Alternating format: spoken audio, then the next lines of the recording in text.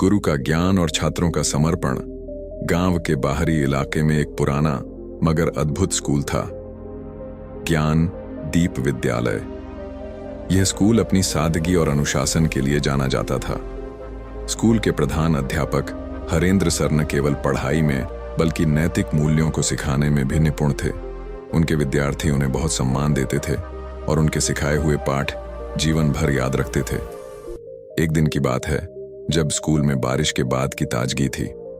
पक्षियों की चहचहाहट और हल्की ठंडी हवा वातावरण को और अधिक सुखद बना रही थी। कक्षा 5 के कुछ विद्यार्थी माधव, कमल, महेंद्र, महेश, स्वप्ना, नलिनी, मंजू और ममता अपनी कक्षा में बैठे हुए थे। वे सभी बहुत उत्सुकता से हरेंद्र सर के आने का इंतजार कर रहे थे, क्योंकि आज सर कुछ खास पढ़ाने वाले थे। जैसे ही हरेंद्र सर कक्षा में आए, उन्होंने मुस्कुराते हुए कहा, बच्चों, आज हम सिर्फ किताबों की बातें नहीं करेंगे, बल्कि जीवन की एक महत्वपूर्ण सीख भी लेंगे। सभी बच्चे और भी अधिक ध्यान से उनकी बात सुनने लगे।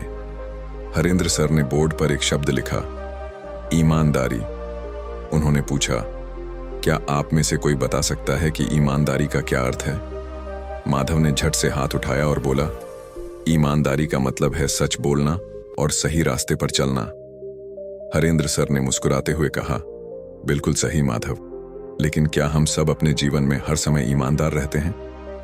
सभी बच्चे थोड़े गंभीर हो गए।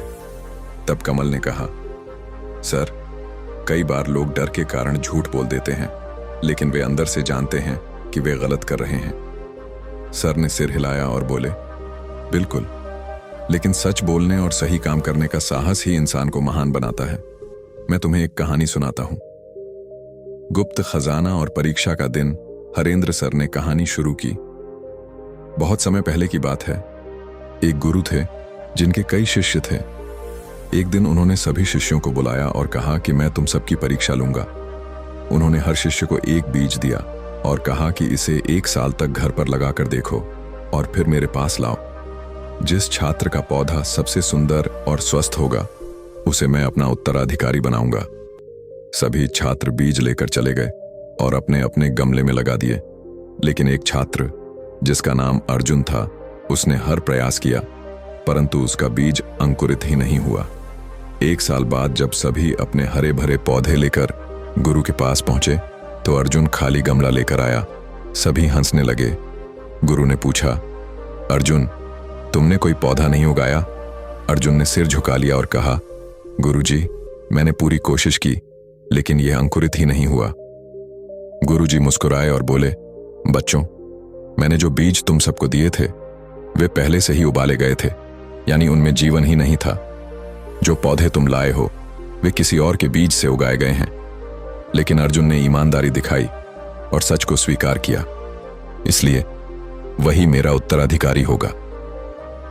कहानी खत्म होते ही पूरी कक्षा चुप हो गई। सभी बच्चे सोचने लगे कि क्या वे भी अर्जुन की तरह ईमानदार बन सकते हैं। ममता ने धीरे से कहा, सर, कभी कभी हम झूठ बोलकर बचने की कोशिश करते हैं, लेकिन इस कहानी से पता चला कि सच्चाई हमेशा सबसे ऊपर होती है। महेंद्र ने जोड़ा, और हमें अपने गुरु और माता पिता पर भरोसा रखना चाहिए। हरेंद्र सर मुस्कुराए और बोले, बिल्कुल सही। जीवन में सबसे महत्वपूर्ण चीज है सत्य, मेहनत और ईमानदारी। यही सफलता की असली कुंजी है।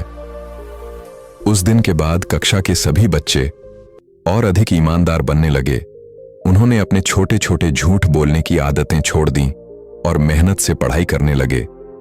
माधव ने अपनी किताबों में अधिक ध्यान देना शुरू कर दिया। कमल ने अपनी गणित की कमजोरियों को सुधारने के लिए अधिक अभ्यास करना शुरू कर दिया। महेंद्र और महेश ने दूसरों की मदद करना अपना लक्ष्य बना लिया। स्वप्ना, नलिनी, मंजू और ममता ने भी हर दिन कुछ नया सीखने की ठानी। हरेंद्र सर को गर्व महसूस हो रहा था कि उनकी दी हुई सीख उनके विद्यार्थियों के जीवन में असर डाल रही थी। दोस्तों, यह कहानी हमें यह सीख रहा है कि गांव का यह छोटा सा स्कूल न केवल शिक्षा का मंदिर था, बल्कि एक ऐसा स्थान था जहां नैतिक मूल्यों को भी उतना ही महत्व दिया जाता था जितना गणित, विज्ञान और भाषा को। हरेंद्र सर का यह प्रयास था कि उनके छात्र न केवल पढ़ाई में अच्छे हों, बल्कि अच्छे इंसान भी बने। और उनकी मेहनत रंग ला रही थी। शिक्षा सिर्फ किताबों तक सीमित नहीं होती, यह जीवन जीने की सही राह भी दिखाती है।